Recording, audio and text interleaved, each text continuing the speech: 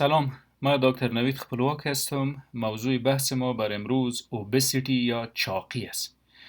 خب، تجمع شحمیات زاید در بدن، خصوصا شکم، باسن و ران ما عبارت از چاقی است.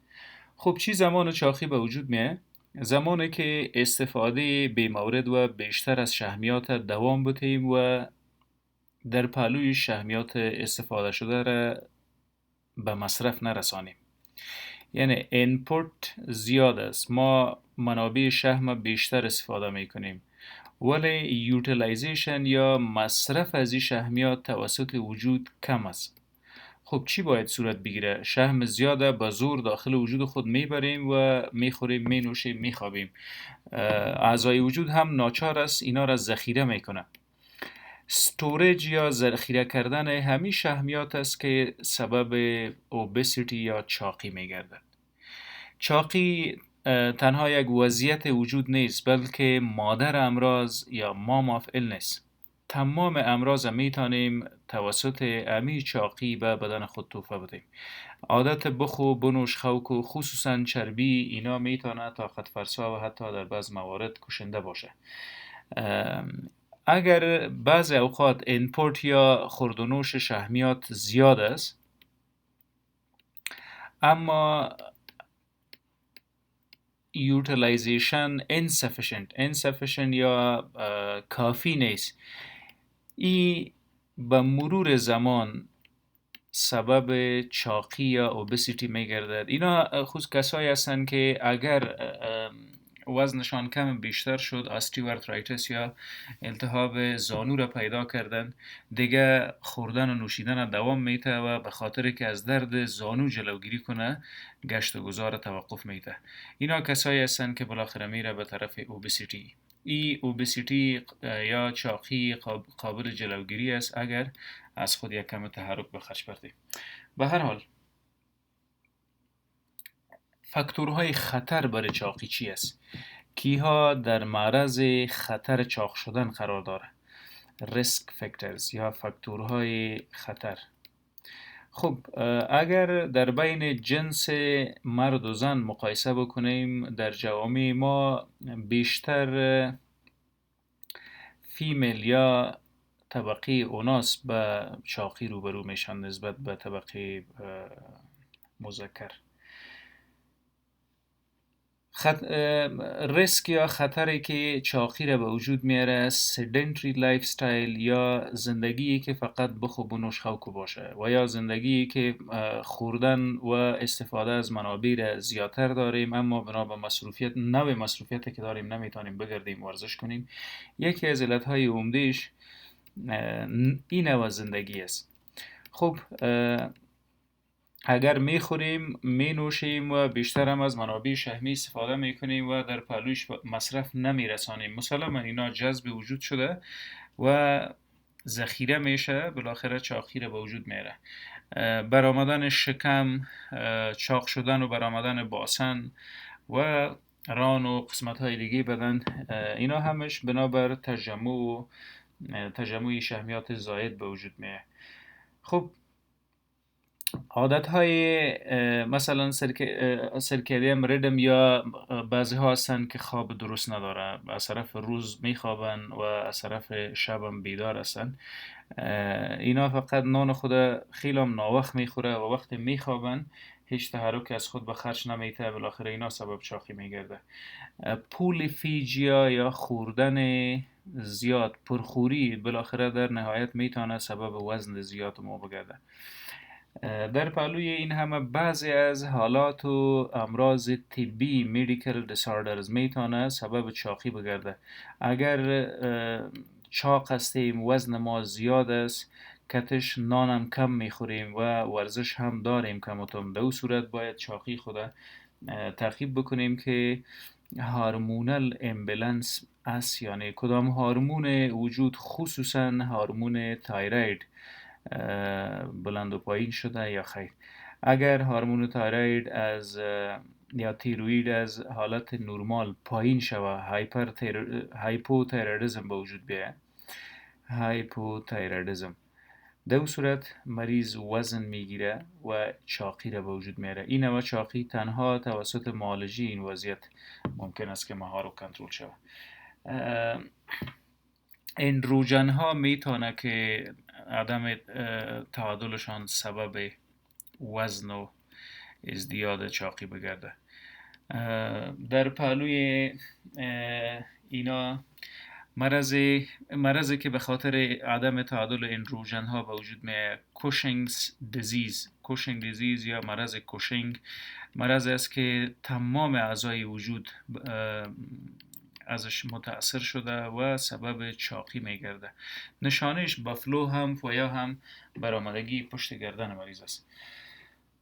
بعضی ادویجات هم سبب چاقی نزد بعض افراد میگرده. مثلا اکثر دواهایی که برای استرس و اضطراب استفاده میشه، پروتایرین میتونه که وزن بیشتر بسازه، ونلافاکزین در بین انتی دپرسنت زودتر وزن بیشتر میسازه. اکثر افرادی که مبتلا به افسردگی دیپرشن هستن، اینا توسط استفاده ادویجات وزنشان زیاد میشه. اما در مجموع در بعض فامیل ها ارثی است، هریدیتری اوبسیتی یا چاقی ارثی خانوادگی. خب اینا همه فاکتورهای خطر است که بالاخره یک فرد مبتلا به چاقی می سازه. در پهلو اینها خب یکی از علائم کلینیکی مریض یا کلینیکال پرزنتیشن توسط چشم دیده میشه. میبینیم که شکم مریض برآمده، باسن مریض برآمده و یا هم البته از برآمدگی هدف چاق بودن و عضلاتی بودن از و تجمع شحمیات در اون است. کلینیکال پرزنتیشن یکی شخ و گفتیم که همی فیتنس مریض درست نیست، چاق است. اینا بیشتر دسنیا یا نفستنگی داره، ولی نوع دسنیا از زیر به نام اکسرشنال دسنیا یا نفستنگی بعد از حرکت. بعضی هایشان توسط امی چاقی و فشار بلند روبرو شدن یا مبتلا شدن. کت شکر یا دیابتیس، خصوصا شکر نوع دوم دارن. دیسلیپیدیمیا یا چربی خون به اصطلاح. کلسترول و تریگلیسیراید دو چربی است، هر دویش از جمله چربی های مضر و دشمن است که توسط اوبسیتی یا چاقی بلند میره. زمانی که سطحش در خون بلند شد، بدن هم استفاده ازش کردن نتانست، اینا بالاخره میره به داخل جریان خون. در داخل جریان خون در یک جای تجمع میکنه، سبب ساخت و ساز پلاکس میشن. در خون ما یک حجره خون به نام صفحات دمویه یا پلتلتس یاد میشه. اینا هم میاید اینجا میبنده و یک مانعی را برای جریان خون ایجاد میکنه. اگر این مانع در هر قسمت از بدن به وجود آمد، او قسمت بدن به سکته و یا هم به کشتن مواجه میسازه. خوب به خاطر داشته باشیم که چاقی یکیش تجمع فرس یا شحمیات در بدن است.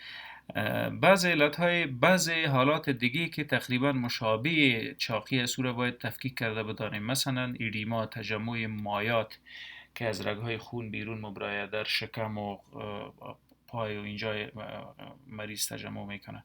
اکثر اوقات دیده باشیم پاها پوندیده، وقت توسط انگشت خود فشار میتیم چاپ انگشت میمانه. این حالت ایدیما از چاقی نیست. اگر یک فرد چاق است، در نظر باید داشته باشیم که برین تیومرز و یا هم سرطانهای مغزی در اکثریت موارد سبب عدم تعادل یا ایمبالانس هورمون ها میشه. کدام هورمون؟ گروت هورمون یا هورمونی که نموی حجرات تنظیم میکنه. اگر تومور سبب او حجراتی که هورمون تولید میکنه اونا را تحریک و تنبیه ساخت، هورمون بیشتر تولید کرد، سبب اوبسیتی یا چاقی میگرده. اگر چاق هستیم بهتر است که برای وضعیت معلوم کردن وضعیت یک سی تی اسکن مغزی را هم در مدت زمانی که چاق هستیم داشته باشیم با خود. اگر مریض چاق مراجعه میکنه، حداقل باید تایروید پروفایل T3 T4 TSH. اینا در خون معاینه شود که آیا چاقی از اینا به خاطر هایپوتایرایدism یا کمبود هورمون تایروید است یا خیر. همه قسم اگر با مریض چاق مواجه میشیم، لیپید پروفایل در معاینات مریض خیلی حتمی است. اگر کرده باشه، انجام داده باشه که ببینیم سطح کلسترول و تریگلیسیراید تا چی اندازه و به کجا رسیده. خب اگر وضعیت مهار نکنیم، یک فرد چاق باشه و اما تو زندگی را دوام بده، چی اتفاق بد ممکن است بفته و کدام خطرات در راست متاسفانه مریض تهدید میکنه؟ از سر تا به پا چاقی میتونه سبب تکلیف بگرده. مهمش کاردیو واسکولار ایونتس یا همچنان سربرو واسکولار اکسیدنس یا CVS، سکته های مغزی و قلبی توسط چاقی میتونه به وجود بیاید. خب چگونه؟ در جریان خون اگر متوجه شویم با خون یک جا چربی به شکل رنگ زرد که میبینین در حرکت است. اینا یک خو از مویرگ های کوچک یا کپیلریز به درستی عبور کرده نمیتونه، کپیلریز یا مویرگ های کوچک، و دوم اگر عبور میکنه تحت یک فشار و معمولا زمینه را فراهم میسازه به بلند کردن فشار مریض و این متاسفانه یک نقیصه دائمی است. اگر فشار بلند شد باید تمام عمر معالجه شود. در پهلوی سکته های مغزی و قلبی چیز دیگه که ممکن است به وجود بیاره کرونیک پنکریاتایتس. کرونیک پنکریاتایتس یا التهاب مزمن غده پنکریاس. خوب شما میفهمین دو انزیم به نام لایپیز و مایلیز در هضم توسط ای غده تولید و ترشح میشه که کمک کنه. لایپیزش همو انزیم است که شحمیات توته و پارچه میکنه. اگر بیش از حد شحمیات بود، خب بیش از حد انزیم لایپیز تولید میشه و بالاخره دوام از این سبب رزिस्टنس یا مقاومت پنکریاس میگرده و این وضعیت بالاخره میبره مریض به طرف کرونیک پنکریاتایتس یا التهاب مزمن غده پنکریاس که اینا همیشه درد مزمن در قسمت بالایی شکم یا قسمت معده خود دارن. سالهای سال دوا و انتیبیوتیک میخورن بر معالجه معده، ولی حقیقت این است که تکلیف داره تو موارد در غده پنکریاس میباشه. خب چگونه این وضعیت معالجه بکنیم؟ ببینین برای معالجه این وضعیت اگر اینپوت زیاد است، خوردن و نوشیدن مریض زیاد، اما در مقابل گشت و گذار مریض کم است یا هر فرد نه مریض، اینا بالاخره مساوی میشه به چاقی یا اوبسیتی. معالجه این وضعیت اگر بکنیم، خوب بهترین معالجه از این حالت اکسرسایز یا ورزش است. بخوریم، بنوشیم و سرخود رحم کنیم، بگردیم که به این مرض چاقی یا مادر امراض مبتلا نشیم. در پهلوی اینا استفاده از آب در زندگی شبانه روز خیلی مهم است.